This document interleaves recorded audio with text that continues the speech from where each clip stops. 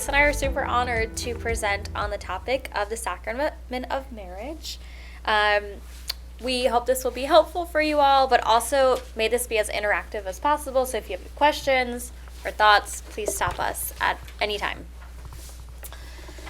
So for our agenda, what we're going to be going through today is really defining what the Sacrament of Marriage is, diving into natural family planning, discussing annulments and convalidation, then heading into a great testimony by yours truly, and then having a group discussion.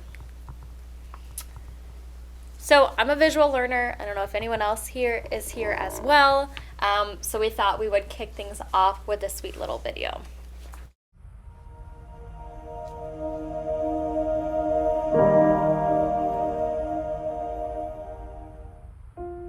When we got married, life changed.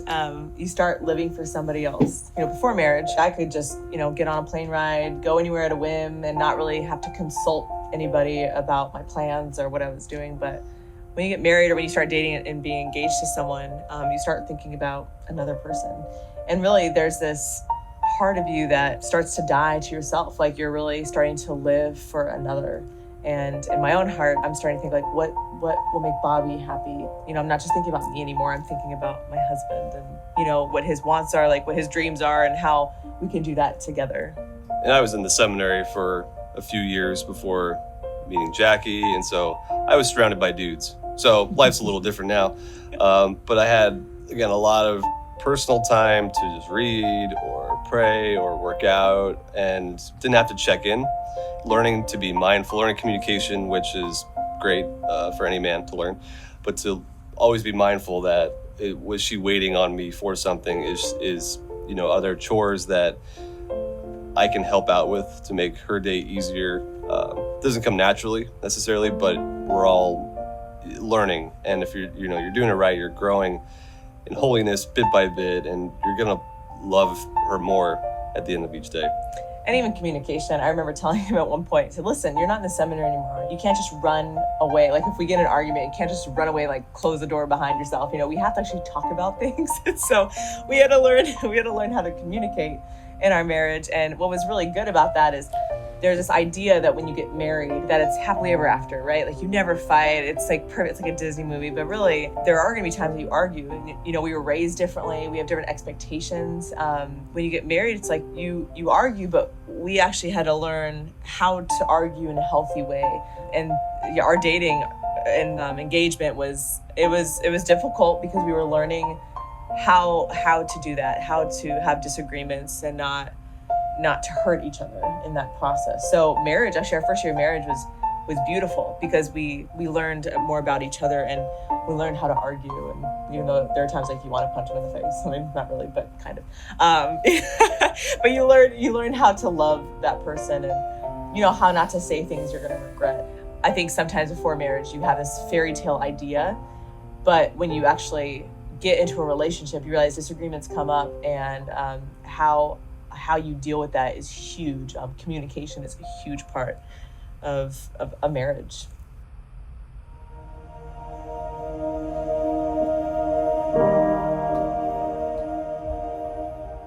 How cute is that? I love that.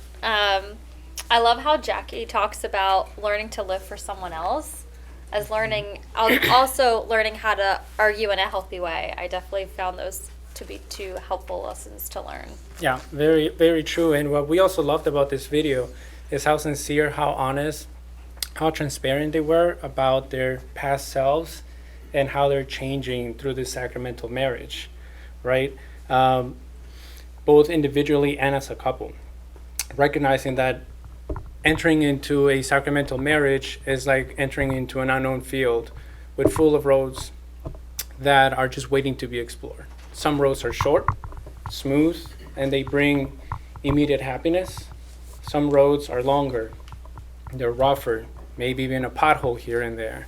You'll trip and you'll fall, but they still bring joy, and perhaps even greater joy than the shorter roads. So, this is why we wanted to kick off the session with this video, because in order to be able to teach and learn about the sacrament of marriage, it's important to first acknowledge that even though the sacrament of marriage is equally as important as the other 6 sacraments that we've already gone through, it is arguably one of the most difficult ones to exercise. Why? Because it involves 2 very different people, right? And all the other sacraments, confession, baptism, the Eucharist, it's you're not alone. You're always with God or with the priest, but you leave there kind of on your own, right? On the sacrament of marriage, you wake up with that person, you go to sleep with that person throughout the day. If you both work from home, 24/7, right? So it is one of the most difficult ones, but also one of the most rewarding. So our goal is always to dive to oneself for the benefit of the other. It's a mystery and a very difficult one to do, but as we all know, everything is possible with God. The origin of marriage is pretty clear in the book of Genesis and is echoed by the Catechism of the Catholic Church in paragraph 1603, that God himself is the author of marriage. The first married couple was Adam and Eve. The location was the Garden of Eden. And it was conducted and blessed by God himself, with their first order of business as a married couple to be fertile and multiply. Now, marriage may have started with Adam and Eve, but it didn't end there. It continued with Noah and his wife, Abraham, Sarah, David and Bathsheba, and so on, all the way to Joseph and Mary. So it's pretty clear that God planned for marriage to have a very important purpose. And so, as a matter of fact, every significant event that led from the creation of humanity, its introduction to sin, all the way through humanity's redemption, depended heavily on marriage and procreation. That's how important marriage was and still is. Let's take a lesson from Adam and Eve's marriage to learn about the purpose of marriage. Now, please bear with me because at first glance it may not be so obvious, but it's there, I promise. It's an exercise that we would like to share with you. So let's first set the stage, right? In Genesis, God first creates the heavens and the earth. Then he forms Adam and places him in the garden to tilt it and keep it. In other words, God is putting men to work. Then God directs Adam that he may freely eat of any tree of the garden, with the exception of one tree, right? The tree of the knowledge of good and evil, lest he shall die. Following that, God says that it is not good for the man to be alone, so he creates Eve. Adam is wowed by Eve. He says, flesh of my flesh and bones of my bones. He's enamored, and God marries them. So far this sounds and looks like a very happy marriage. But we all know the rest of the story. The serpent, who represents the evil one, waits for the right time and successfully introduces doubt and fear into Eve by asking her some very crafted and keen questions, which leads Eve and Adam to make the decision to eat the forbidden fruit. As a result, they immediately cover themselves, representing some sort of separation from one another. And then they were casted out of the garden. By the way, this act against God to eat the forbidden fruit is what is taught as the original sin, the sin that brought death to humanity. Well, what Eric and I like to do is we like to practice hypothetical questions at home to try to understand Scripture in a different layer, in a different level, and see what we can extract from what the church teaches and also from what is obvious, right? But asking ourselves some hypothetical questions. Have we ever asked ourselves, why was Eve alone? Right? Or why did the serpent approach Eve while she was alone, distant from Adam? Or what would have happened if Adam and Eve, after listening to the serpent, and before making the decision to eat the forbidden fruit, they had gone to God first and asked him, hey, is this true? Are you not a good father? Do you not want us to be happy? right? Or asking him at least for some direction. So let us offer some suggestions to those hypothetical questions. Eve was perhaps alone because Adam was too focused on working. Maybe. He was spending too much time on the field, perhaps putting more hours on work and less hours on his marriage. The serpent approached Eve while she was alone, maybe because he knew that perhaps if he approached them while they were together, how God intended them to be, he wouldn't have been as successful, creating confusion, doubt, disruption between them. And for the third question, we think that God, being a good father that he is, out of love for his children, would have listened to their concerns and made things clear for them.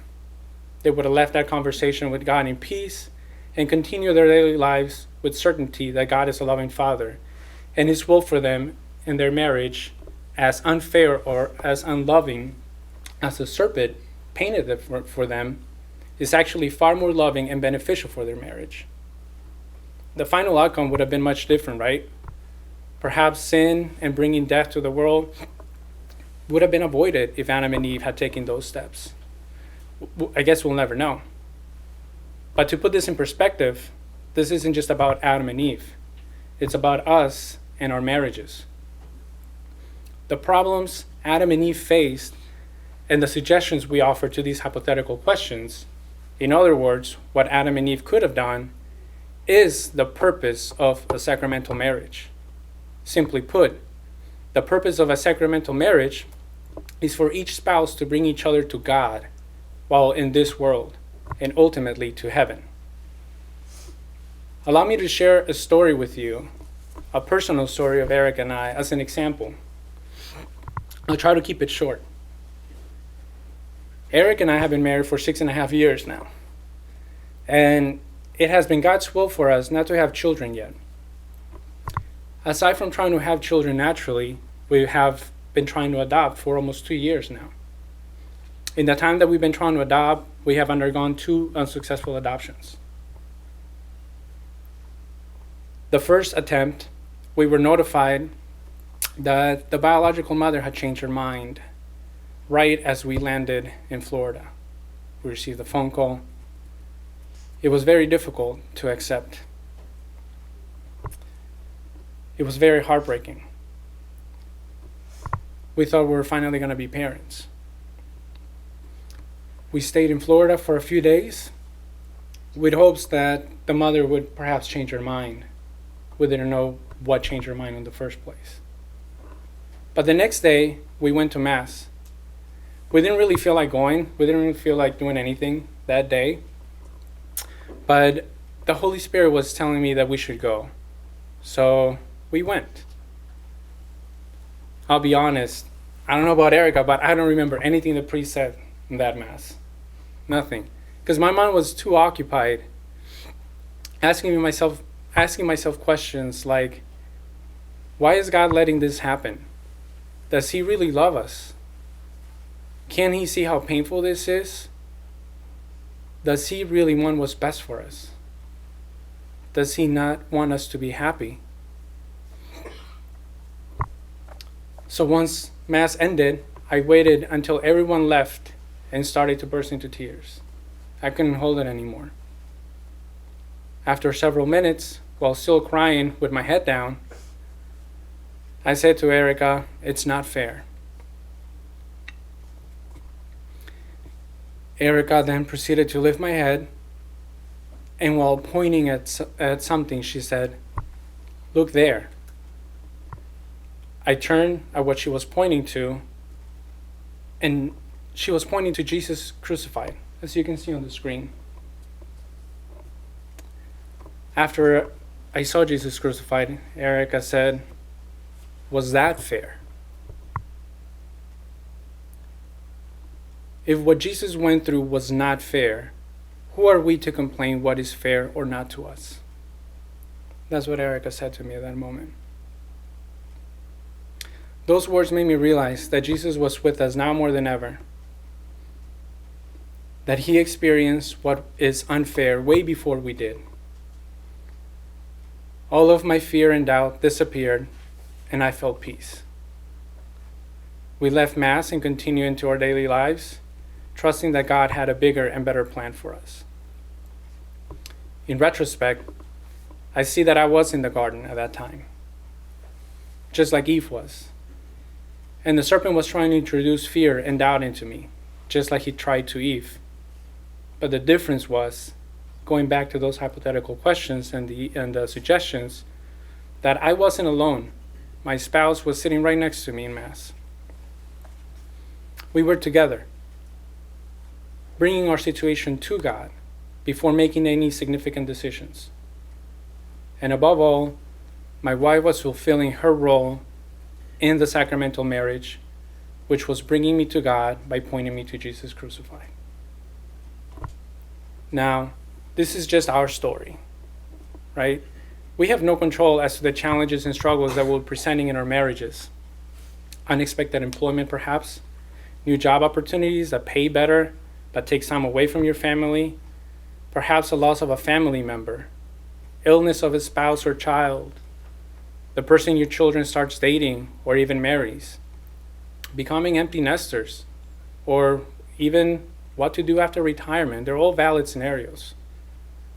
We have no control of the serpent and the cunning lies he will try to introduce to us during those tough and sensitive moments, but we do have control on what follows after that. We either support our spouses and lead them to Christ for a solution, or we don't. All right, we're going to shift gears a little bit and move on from the purpose to the definition of marriage. We see that marriage is a sacrament of vocation. And as a reminder, the definition of a sacrament is an outward sign of inward grace. Perfect.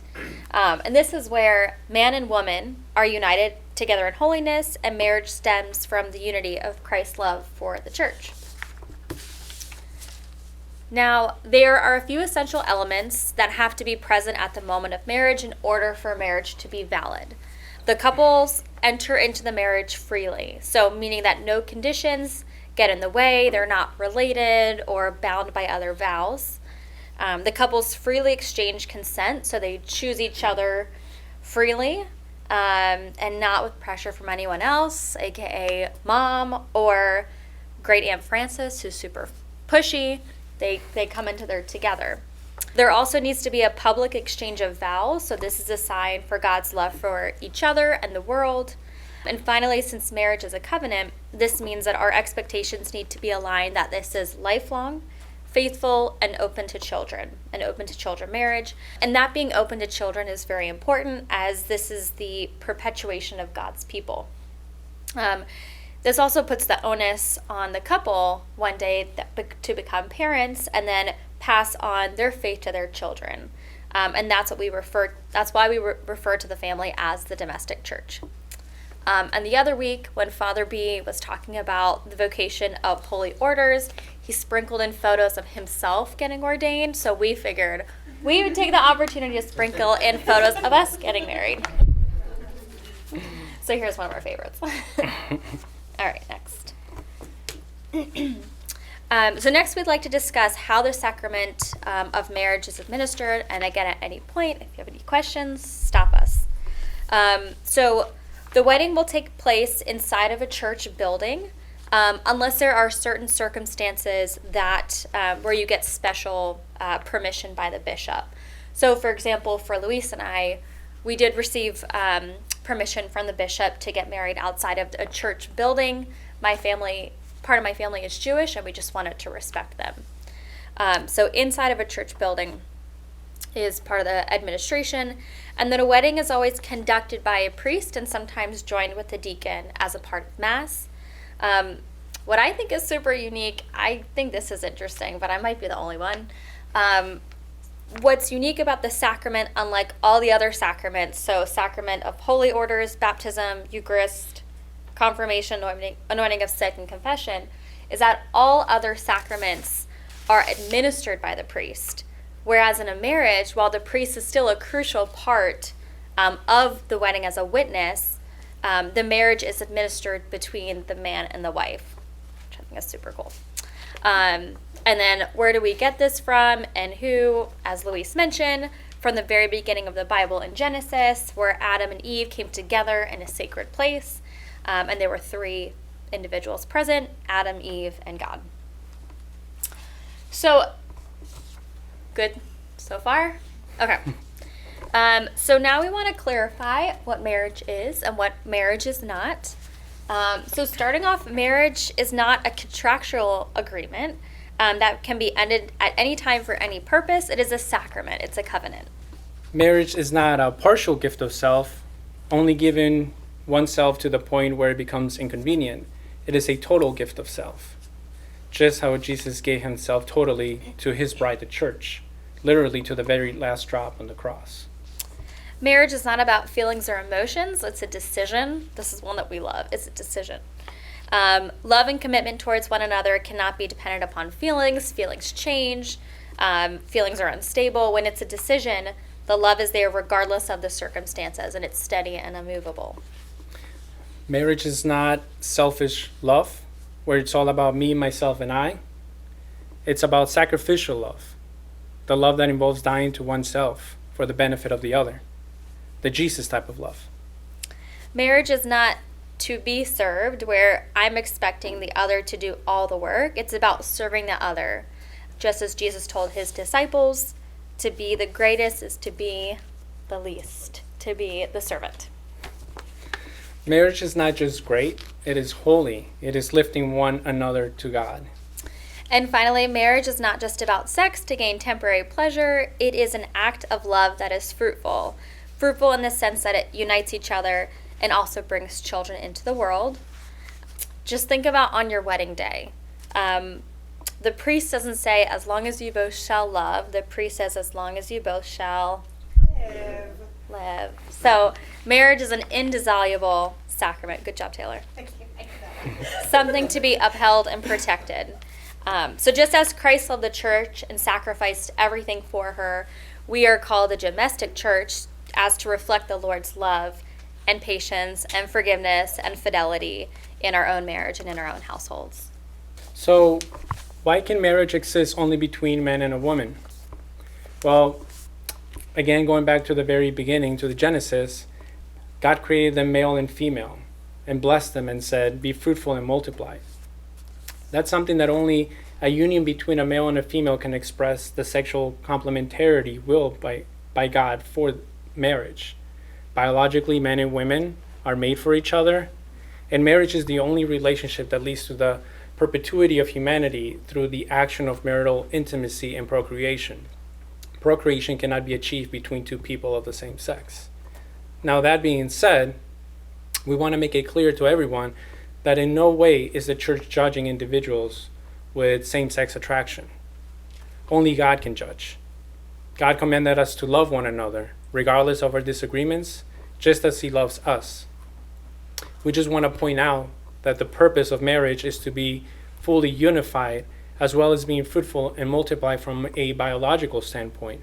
Making children is something only a man and woman can achieve. So we're going to switch gears. NFP, who's heard of NFP before? I surely had not heard of NFP before going into pre-Cana classes, so I'm impressed. So NFP, for those that have not heard of NFP, it is natural family planning. And this is a natural family planning method that involves identifying signs of symptoms of fertility, and this can help for planning a pregnancy now or later. So there are a few different methods a woman can follow. There's the Marquette, there's Creighton, there's symptothermal. Am I forgetting any from my NFPers? I think that's it. We ourselves have used Marquette method. So if anyone has any questions after class, we'd be more than happy to chat through this. But NFP is quite effective. Studies have shown that you can achieve a success rate of 97 to 98%. And the church promotes NFP to married couples as this is a life-giving method to track and understand a woman's cycle to properly plan for pregnancy. So what is the difference between NFP and contraception, and why is the church not in favor of contraception? So we understand that marriage vows are renewed via a unitive action. And the purpose of the unit of action is to procreate. So whereas contraceptives such as birth control pills, condoms, etc., become a barrier that separates the unit of act from the procreative purpose, with NFP, we are still saying yes to God, because there's always a possibility of getting pregnant. So we're ultimately letting God be in control. And in all honesty, for those the concept that this is new to, this method is a bit more involved than contraception, in the sense that this method requires some learning and engaging with the female body to learn about her cycle. But I can speak from our experience of that it has provided a lot of fruits in our marriage. So we'll dive a little bit into what those are in case anyone's interested in NFP. We love sharing our experience. So guys, gotta be honest, when the idea of learning Erica's cycle was introduced to me as a regular practice, I felt a knot in my throat, right? It was difficult, but by the grace of God, and after the knot untangled, I gave my yes and went for it. It didn't take long for us to start noticing the benefits, though. We noticed that it helped take the burden off of Erica and helped her feel like she's not in it alone. It increased our communication. And my personal favorite is that it granted me the superpower ability to forecast and plan in advance Erica's more sensitive time of the month. So I was way prepared ahead of time. Whereas before, horrible. Yes, we've also learned that intimacy can be expressed not just through sex, but other fun ways, such as cooking in the kitchen together, playing boleros and dancing, playing Scrabble. We've gotten really good at Scrabble and board games. Board games, anyone? Buying just because flowers, holding hands, going for walks. So these moments of intimacy helped us to bond in new ways. So NFP really opens the doors to get creative and innovative in ways to express love for one another. It is also free of cost, and even more importantly, as I care for my wife and any spouse we care for the other, there are no harmful side effects, unlike other contraception methods that really throw off your hormones. And it's been found that it leaves lasting effects on the woman even after they stop taking those types of contraception.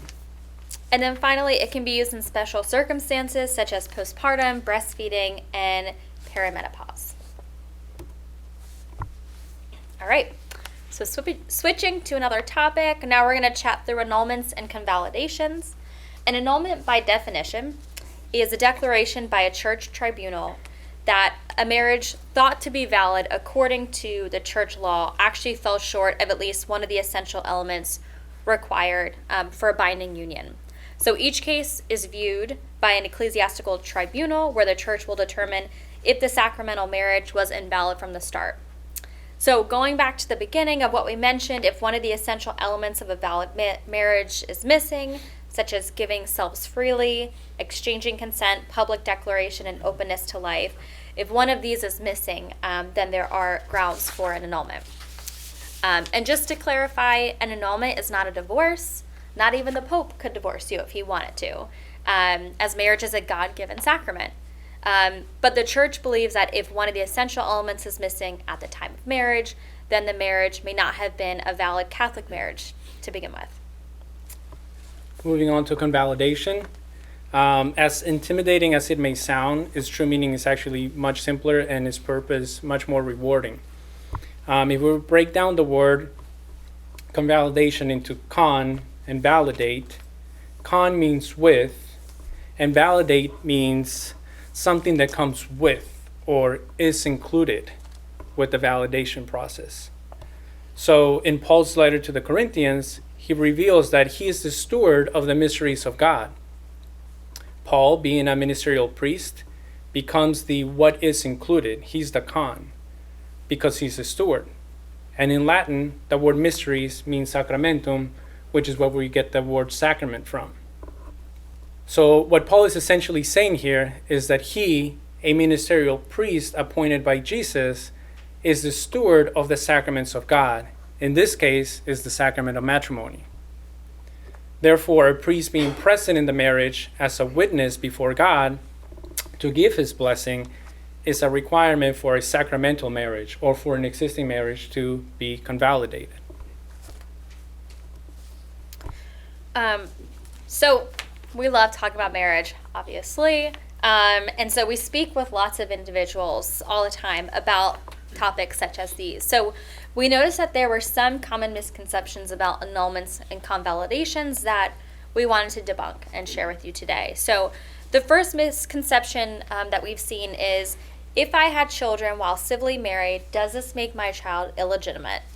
Absolutely not. Children born outside of a sacramental marriage are not illegitimate children. Babies are conceived in the image and likeness of God. And God loves all creation. Children born inside and outside of a sacramental marriage have the same dignity. The second being, if a marriage is declared null, does it mean that our relationship, love for each other never existed? No. It means that the marriage that was thought to be valid civilly and canonically was in fact not valid according to church law. A declaration of nullity does not deny that a relationship existed. It simply states that the relationship was missing something that the church requires for a valid sacramental marriage. And then the third, does this mean that the years invested in our civil marriage have been a waste of time or in vain? Again, no. The time spent in your civil marriage has strengthened your love for one another, hopefully your love for God. And God has been blessing your marriage and all these years and is eager to give you the fullness of the blessings and graces through a sacramental marriage. We're going to pause there. We found this sweet little video of a couple, Philip and Joan, that got their marriage convalidated in the Catholic Church. And so we wanted to share how they prepared, why they got their marriage convalidated, and then we'll move into a personal testimony.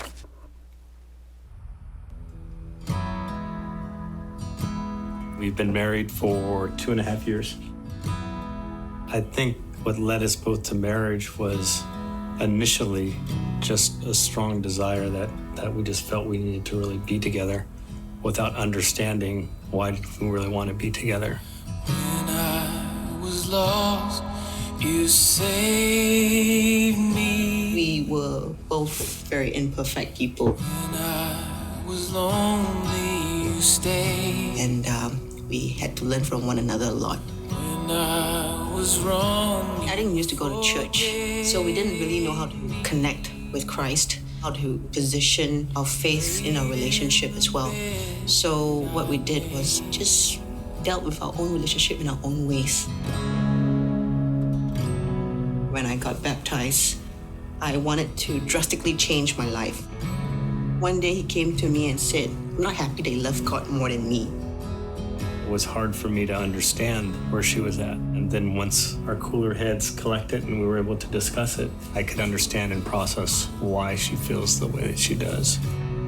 I feel that God has given us both a second chance to live in this marriage. reach out to me when you're lost and afraid. Initially, it's the physical attraction. Then you have the emotional attraction. Then you have the intellectual attraction as you get to know each other. Now it's this new spirituality that we're bringing ourselves even closer together that we just really haven't experienced in the 6 years we've really known each other. We definitely love each other a lot better than before. It's kind of rediscovering ourselves all over again. Trust and faith, it's really the cornerstone for a marriage. If you don't have that, you don't have anything really. Now it's a different light in terms of what's really important to us. It is quite different, quite special. When we say our vows and our convalidation, this is in front of everyone. This is in front of God. And this is forever and eternity. I, Philip, take you, Joan, to be my wife. I, Joan, take you, Philip, to be my husband. I promise to be true to you in good times and in bad.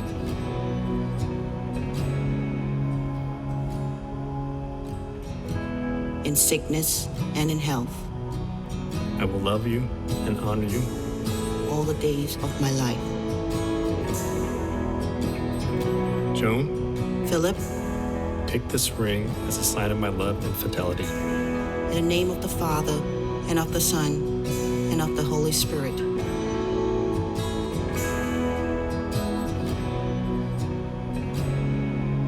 Hey, honey, we've been together for almost 7 years now.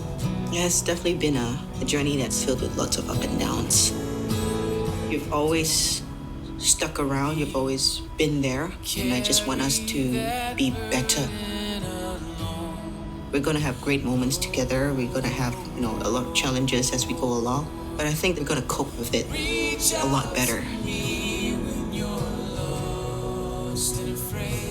Hey baby, we're starting on this journey together in our new marriage. This is just a start today for us. Our life will be for eternity, and we'll continue to be there for one another. I've told you every day that I love you and I will continue to love you. That love will always be there. The trust and the faith that I have in our relationship is growing stronger every day. I just want to thank you for giving me and giving us such a beautiful life. I love you. Dear Lord, Heavenly Father, we thank you for implanting the loves you have in our hearts. A love that I thought had a limit to it. I pray that every day, no matter how challenging, that we will never forget that you will guide us and we place our trust in you. Lord Jesus Christ, I ask that you continue to give us guidance in our lives together in Christ to help support us in difficult times that lay ahead of us and complete our lives together from now until eternity. Always stronger than love.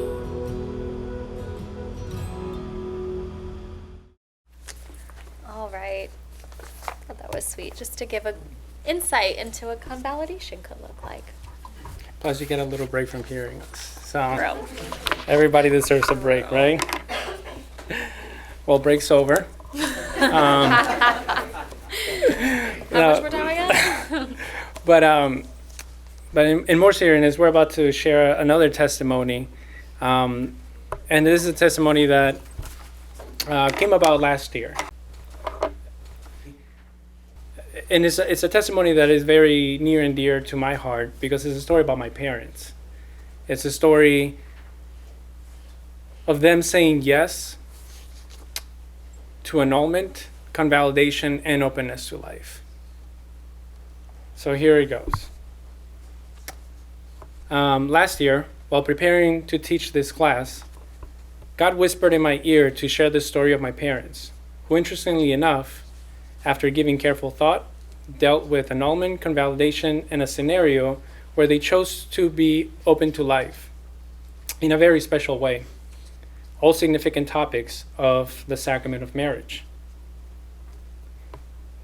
Here's a visual for you to see while I tell you this story. This is a picture of my family, at least most of them, because my oldest brother is missing. There's 3 boys and 3 girls. At that time, my brother had already come to the United States. We were here in Peru. That's where I'm from. This picture was probably taken in 1989, and I was probably around 4 years old. I'm in the bottom right there. That face. The most innocent looking one. That face says it all. But when Erica first saw this picture back in the day, she said that I look like I'm up to no good. Right? Raise a hand. Can you believe that? I don't know. I think I look innocent, but we'll leave it up to you. Maybe we can include this in the group discussions. All right, we'll take a vote. Like I said, this is the second time I share this story, so it's still kind of fresh to me. So please bear with me while I share it. So both of my parents, before meeting each other, they were both previously married. My dad was civilly married and had 1 daughter. My mom was married through the church and had 2 children. Both of their relationships unfortunately came to an end. but God planned for them to cross each other's paths at His timing. After dating for some time, my parents' love for each other grew to the point where they decided to get married. They got married civilly. Soon after their marriage, 4 more children came to be. One of them, which was a very sensitive at-risk pregnancy. As a child and growing up to my teenage years, I always experienced 2 very loving parents. I would see them express their love towards each other with kisses and hugs, and in the same way to my brothers and sisters. I never saw them fight, although now that I'm married, I'm sure they did have their arguments here and there, but they must have chosen not to argue in front of us, which is something I really appreciate. Their love for each other and for us was perhaps expressed greater by their sacrifice for us, even to the point of giving up the careers they studied, a business they worked so hard to establish in Peru, and even leaving their families to start a new life here in the United States, to give their children a better opportunity than they had back home. We moved to the United States in December of 1995. At around 8 or 9 years old, I remember a very random yet very specific question popping in my head. That question was, why aren't they married? To be honest, I don't know why that question would cross my mind at such young age, the question of being married. I remember seeing rings on their fingers, but I felt a strong impulse to ask them that question nonetheless. I don't think I was old enough to know the difference between being married civilly or religiously. All I knew, assuming from watching TV or something, that the ring on their finger meant that that person was married. Anyways, I remember sometimes that same question, only this time being followed by an aching feeling, would lead me to run to my parents in a playful manner and ask them, Mami, Papi, ¿por qué no se casan? Which means, Mom and Dad, why don't you guys get married? I remember doing that at least half a dozen times. And every time I asked, my mom looked at me very deeply, like she wanted to explain something to me. She smiled and gave me a kiss on the forehead, but never gave me a verbal response as to why they haven't gotten married. Once I started reaching my teenage years, I kind of stopped asking that question. Life went on. My parents continued to have a very happy and beautiful marriage and a united family. One day, however, when I was about 14 years later, approximately 2011 or something, I was about 24, 25 years old, in a family gathering, my parents broke the news to all of us that they were going to get married through the church, and that they were going to get married in Peru with all of our family there. We were all very excited, and needless to say, that news awoken a part of me that was dormant for many years. This was the picture where they shared that with us. The guy with the white shirt in the middle one, with that still innocent looking face. That's me, and that's the oldest brother that wasn't in the previous picture. Not too long after the news, my parents took me aside and my mom asked me a question. She asked me if I could be the one to walk her down the aisle. She never met her dad, and her mom died when she was 8. So I was happy, confused, and scared at the same time when she asked me that question. Reason being is because, I don't know, out of respect or I guess tradition, I always thought the oldest son was supposed to walk the mother down the aisle. So at first I said, no, I can't, Mom. She asked me why not. I said, Victor, my oldest brother, should be the one to walk you down the aisle. She chuckled and thanked me for thinking of my oldest brother. But she said, it must be you. I responded by asking, why should it be me? At that very moment, my mom looked at me and said, it's because of you that we decided to start my annulment process 14 years ago and have our marriage convalidated. She followed that answer by giving me that same look, smile, and kiss on the forehead she used to whenever I would ask them as a child, why don't you guys get married? In hindsight, I think that's what she was trying to tell me in that time, where she wouldn't say anything to me, perhaps because I couldn't understand it at that time. And of course, at that moment, I said, yes, Mom, I would love to walk you down the aisle. So that's me in Peru, walking my mother down the aisle on the day of their wedding. Needless to say, that was one of the best days of my life. Aside from getting married to Erica, of course. I added that line because it wasn't there last year. So, just in case. That's superpower, I'm telling you. You're so good. You're so good. How many opportunities are there where children get to walk their parents down the aisle? And even more, I got to do the speech at the reception in a very sloppy Spanish. My Spanish is very bad. But it was a speech nonetheless. I think that was a fruit and a blessing from God as a result from my parents' yes. It is a memory that I and my siblings will forever carry in our lives. The day before their wedding day, my mom confided in me that when she heard the words, why don't you guys get married, coming from me, she took it not as a question, but rather an invitation. In retrospect, I can see now that invitation came from God through me to my parents. God wanted my parents to be even closer to Him by making their marriage a sacramental marriage. My mom also shared with me that my father and her started noticing changes she frankly was not expecting for the better. While they were undergoing their annulment and convalidation process, they started noticing blessings not only on the relationship, but in each one of their children. Those blessings grew more the deeper they grew in their faith, almost as if their faith was being poured over each one of us. Now each child is married and has a family of their own. And each one of my siblings, including myself, has said that our goal is to follow our parents' footsteps on inviting Jesus into our marriage and passing them on into our children. I would like to point out the fruits of their yes to God's invitation and how that answer came to shape their lives in a way they couldn't have seen it coming.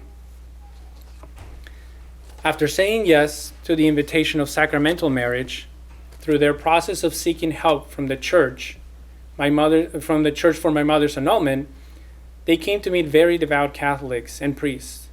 They, little by little, became more exposed to the church and its teachings, and they themselves became enamored with the Catholic faith and seek to know more.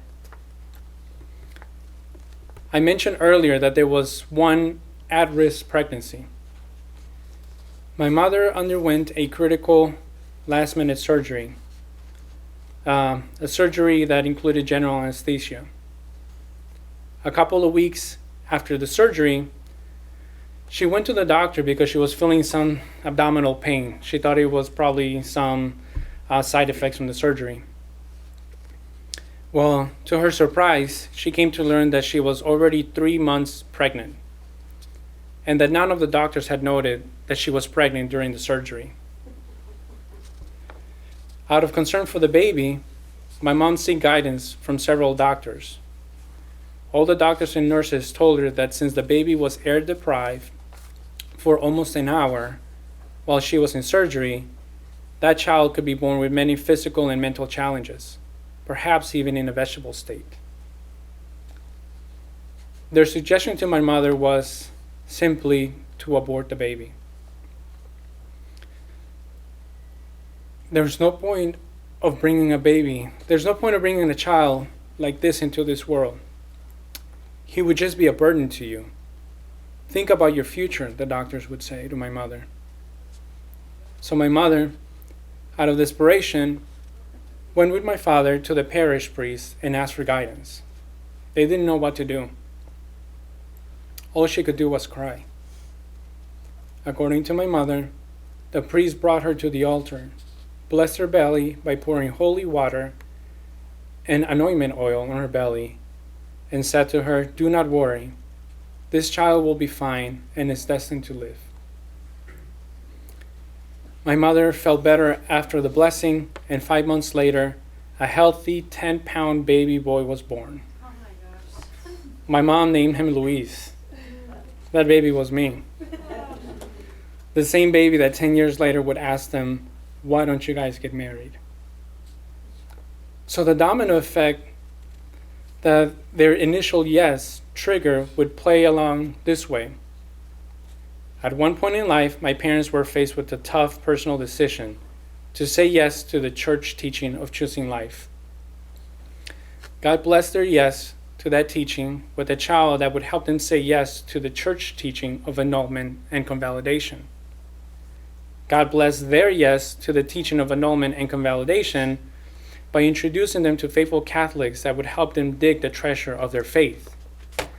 God blessed their yes to diving into the faith more by spreading blessings and graces to each of their children and families. And so on. You guys get the idea. So I guess if there's anything to take away from this story, it's to not be afraid or let personal feelings prevent you from making the first decision, as radical as it may be, saying that first yes to God and His teachings. As humans, we're very often short-sighted to see what God has in store for us and tend to want to make decisions very surface level, or what I would call the first domino.